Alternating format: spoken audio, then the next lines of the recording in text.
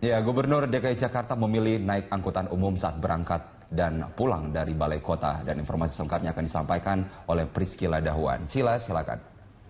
Ya, pemirsa, tentu Anda pernah bukan naik bus umum dan terpaksa berdiri karena tidak kebagian tempat duduk.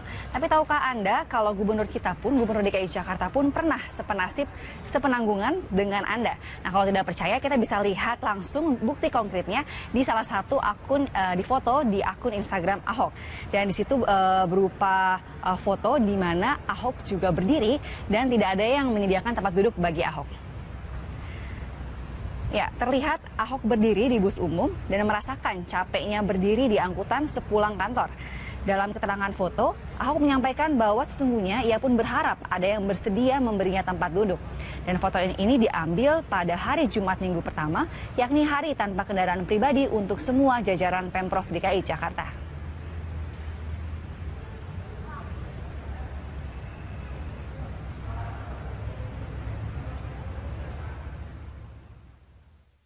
Teman-teman.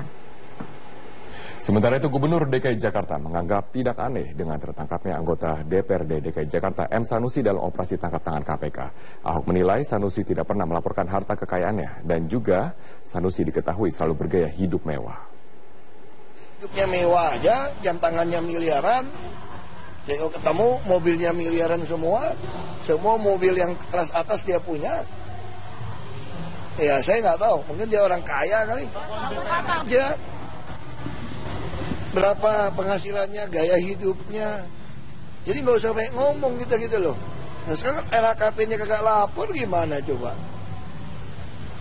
Kamu cek aja tuh Sanusi sama Taufik lapor LHKPN nggak? Kagak, naik S-Class, Range Rover, Jaguar. Ya kan, Alphard tuh ada kelas atas lah, Mercy yang V-Class, ya susah kita ngomong. Besaran korupsi seperti kita ketahui sebelumnya dan juga gencar di pemberitaan Metro TV terkait OTT atau operasi tangkap tangan yang dilakukan KPK Kamis malam kemarin, di mana anggota DPRD DKI Jakarta Muhammad Sanusi ditangkap penyidik KPK pada Jumat kemarin dini hari, di mana akhirnya DPP Gerindra angkat bicara mengenai kabar OTT KPK terhadap kadernya M. Sanusi. Nah, Wakil Ketua Umum Gerindra Sufmi Dasko Ahmad mengatakan jika terindikasi korupsi maka tindakan tegas partai tentunya akan diambil. Kita akan lihat dulu beberapa headline pemberitaan terkait OTT anggota DPRD DKI yang dimana KPK juga mengamankan sejumlah barang bukti begitu, dan Ketua Komisi DPRD DKI Jakarta M. Sanusi ini tentunya ikut ditangkap dalam OTT yang dilakukan KPK hari Jumat malam kemarin. Dan kita lihat dulu juga respon dari para netizen. Iya, kita lihat respon dari para netizen. Vanessa sih, ini si MS belum jadi nyalonin diri Gubernur DKI, udah kena OTT KPK. Malu sama omongan keluar-keluar syariah Islam di Jakarta, tapi situ korupsi. Oke, terima kasih Vanessa. Lalu juga ada Rustam Ibrahim. Ahok tidak perlu kasih komentar apapun soal penangkapan anggota DPRD DKI Sanusi. Fokus kinerja dan elektabilitas akan semakin meningkat. Lalu kita akan lihat juga respon-respon lainnya dari para netizen dari @WJB. Menunggu respon dari M. Taufik kakaknya Sanusi soal penangkapan adiknya oleh KPK. Masih sok gagah apa enggak? Oh astaga, sok gagah sebutannya. Kantor kakak Sanusi M. Taufik DKI juga disegel KPK. Besar kemungkinan akan diumumkan sebagai tersangka juga hari ini. Kalau kita melihat tren yang selalu dilakukan KPK, kita mendengar mengenai Jumat Keramat. Nah, kita akan nantikan juga pengumuman resmi dari KPK. Namun sebelum itu kita akan langsung bergabung dengan rekan Syaza Wisastro yang saat ini sedang berada di gedung KPK. Selamat siang Syaza, bisa mendengar suara saya? Syaza Wisastro saat ini berada di gedung KPK untuk mengklarifikasi apakah sudah ada keterangan resmi yang dikeluarkan dari KPK terkait spesifik kasus apa yang melibatkan M. Sanusi. Syaza, silakan. Ya, Widya, memang hingga saat ini kami belum mendapatkan informasi mengenai kasus apa, kasus yang membelit Muhammad Sanusi yang ditangkap oleh KPK Kamis malam yang lalu. Memang tadi pagi pimpinan KPK Agus Raharjo telah menyatakan bahwa hari ini dijadwalkan akan dilakukan konferensi pers terkait dengan operasi tangkap tangan yang dilakukan KPK terhadap Muhammad Sanusi ini Kamis malam yang lalu. Muhammad Sanusi ini ditangkap oleh KPK KPK sekitar pukul 8 waktu Indonesia Barat, Kamis malam yang lalu. Dan selain menangkap atau mengamankan Muhammad Sanusi, KPK juga menyita sebuah mobil mewah dengan merek Jaguar berwarna hitam. Selain itu juga menyita 2 tas besar lainnya. Walaupun hingga kini kami belum mendapatkan keterangan yang resmi dari Komisi Pemberantasan Korupsi, namun telah dikonfirmasi kepada istri dan juga istri dari Muhammad Sanusi dan juga kader Muhammad Sanusi di Partai Gerindra bahwa mereka telah membenarkan bahwa Sanusi ini ditangkap atau diamankan oleh KPK malam tadi. Untuk informasi, Muhammad Sanusi ini merupakan ketua dari Komisi D DPRD DKI Jakarta dan sebelumnya Sanusi juga menjabat sebagai ketua fraksi Partai Gerindra di DPRD DKI Jakarta. Dan Sanusi ini masuk dalam daftar bakal calon gubernur dari Partai Gerindra. Dan hingga saat ini informasi yang kami dapatkan bahwa Sanusi ini belum memberikan laporan harta kekayaannya kepada KPK yang harusnya Sanusi sudah memberikan laporan harta kekayaannya sejak dirinya menjabat sebagai ketua Komisi DPRD DKI Jakarta. Dan hingga saat ini kami memang belum mengetahui kasus apa yang membelit Sanusi hingga ditangkap oleh KPK. Dan selain menangkap KPK, malam tadi juga KPK melakukan penyegelan di beberapa ruangan di DPRD, yaitu ruangan pimpinan Komisi D DPRD DKI Jakarta Muhammad Sanusi, ruangan wakil ketua Komisi D DPRD DKI Jakarta Muhammad Taufik.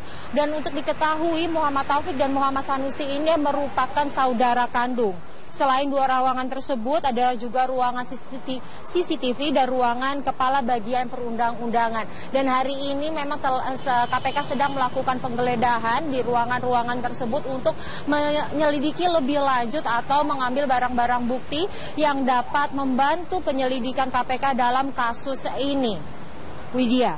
Baik, terima kasih rekan Syaza Wisastro. Kami akan nantikan tentunya perkembangan informasi terkait M. Sanusi yang sudah ditetapkan tersangka oleh KPK. Terima kasih Syaza. Dan ternyata tidak semua orang ini terkejut atas dugaan korupsi yang dilakukan oleh anggota DPRD. Salah satu contohnya ada Basuki Cahayapurnama alias Ahok yang mengatakan bahwa katanya si lifestyle dari M. Sanusi ini sangat memungkinkan untuk dirinya terindikasi mengenai tindak pidana korupsi. Seperti apa pernyataan Basuki Cahayapurnama? Mari sama-sama kita saksikan. Mewah aja, jam tangannya miliaran. Saya kalau ketemu mobilnya miliaran semua mobil yang kelas atas dia punya. Ya saya nggak tahu, mungkin dia orang kaya kali. Ya,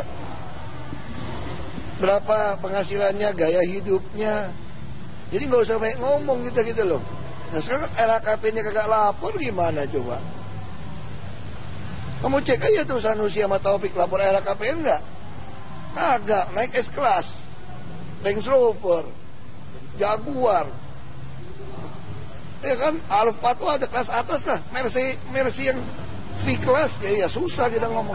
Lalu ada S-Class, lalu ada Jaguar, lalu jam tangan Felipe Massa limited edition yang katanya KW tapi belum melaporkan LHKPN. Coba kita akan langsung konfirmasi dengan Lalola Ister, peneliti dari ICW. Selamat siang Lalola, bisa mendengar suara saya? Lalola Ister, kami akan mengkonfirmasi mengenai gaya hidup dari para pejabat yang terhormat. Lalola, kalau kita ingat beberapa bulan lalu kita membahas mengenai tabiat dari para anggota DPR yang hobi korupsi. Nah sekarang ada juga nih di pusaran DPRD. Lalola, nggak kapok ya teman-teman ini Lalola? Iya, sebetulnya kan kalau bicara soal gaya hidup sudah sejak lama jadi permasalahan. Artinya begini, kenapa kemudian KPK juga concern soal laporan LHKPN? Ini antara lain juga kan untuk cross check apakah memang pendapatan yang diperoleh secara resmi oleh anggota DPR maupun pejabat negara atau aparat penegak hukum itu sudah sesuai dengan profil pekerjaannya, gitu. Artinya pendapatan resmi itu berbanding lurus dengan gaya hidup yang dimiliki. Sehingga jika kemudian ada gaya hidup yang diduga melampaui kemampuan kemampuan dari yang bersangkutan untuk memiliki gaya hidup tertentu, nah itu patut diduga bahwa ada pendapatan-pendapatan lain yang tidak dilaporkan kepada KPK lewat LHKPN-nya. Gitu. Oke, Lalola, sorry dikonfirmasi gaya hidup tertentu itu seperti apa sih? Apakah sama dengan yang tadi disebutkan oleh Ahok, mengendarai kendaraan-kendaraan bermobil atau bermerek mewah begitu, mempunyai jam tangan dengan harga 5 miliar rupiah, Lalola, atau seperti apa? Ya, bisa dibilang seperti itu. Tapi paling tidak begini, yang paling jelas parameternya adalah yang bersangkutan punya gaya hidup melampaui pendapatannya yang sah.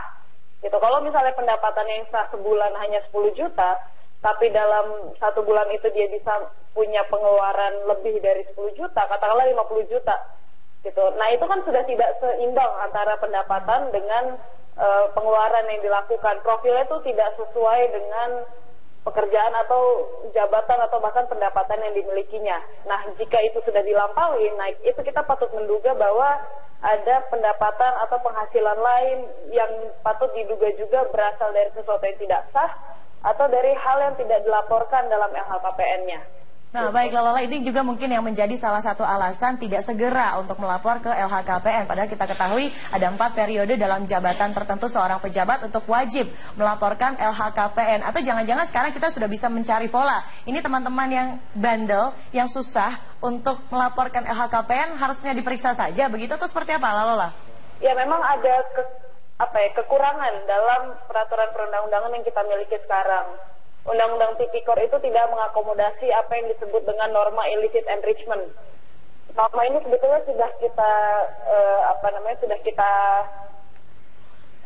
tanda tangani gitu ya. Artinya kita sudah sahkan dari Konvensi Internasional PBB soal anti korupsi. Tapi tidak ada peraturan turunan di level nasional.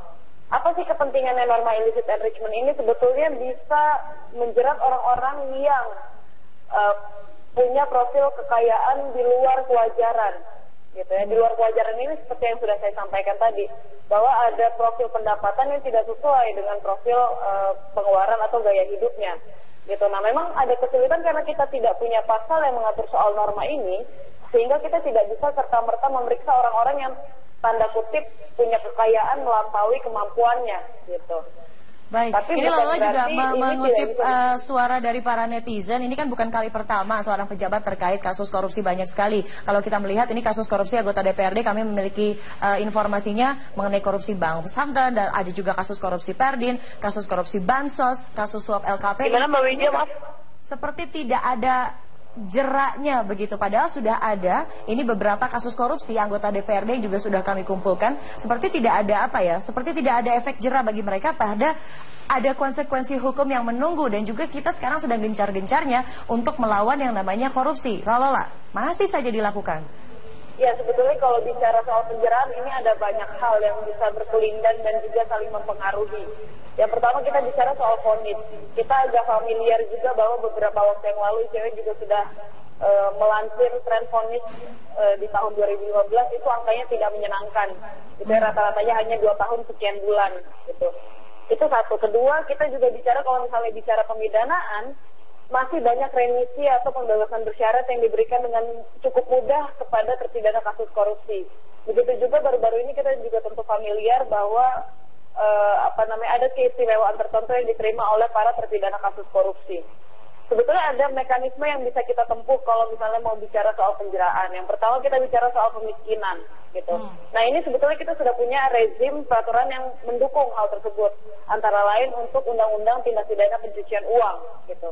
Sebetulnya kita berharap bahwa bukan hanya KPK, tapi juga penegak hukum lain untuk menerapkan Undang-Undang Tipikor dan TPPU secara tandem gitu. Karena memang patut diduga setiap tindak pidana korupsi itu pasti diikuti oleh tindak pidana pencucian uang. Gitu. Itu satu soal pemiskinan. Karena kami khawatir kalau hanya pidana badan, ini kan kalau nanti para terpidana itu keluar dari lapas, mereka masih akan punya kekayaan yang bisa mereka jadikan tumpuan hidup gitu. Pun ketika mereka tidak lagi menjabat jabatan tertentu baik di bidang publik maupun privat gitu. Nah, sebetulnya wacana soal pemiskinan ini sepatutnya sudah harus digarap dengan serius gitu ya, terutama oleh penegak hukum. Jadi ini Anda juga menganggap penegak hukum masih belum menunjukkan keseriusan dan juga komitmen untuk memberantas korupsi, begitu apalagi di kalangan para pejabat ya, Lalola? Ister, terima kasih peneliti ICW sudah bergabung dan juga memaparkan beberapa kasus yang ternyata membuat kita tercengang kembali mengenai kelakuan-kelakuan Dewan Rakyat yang terhormat. Terima kasih Lalola, selamat kembali menjalani aktivitas Anda. Dan pemirsa Netizen News masih akan kembali dengan topik kedua mengenai pungli di Pemakaman DKI Jakarta. Benarkah seperti itu? Temukan jawabannya sesaat lagi, tetap bersama kami.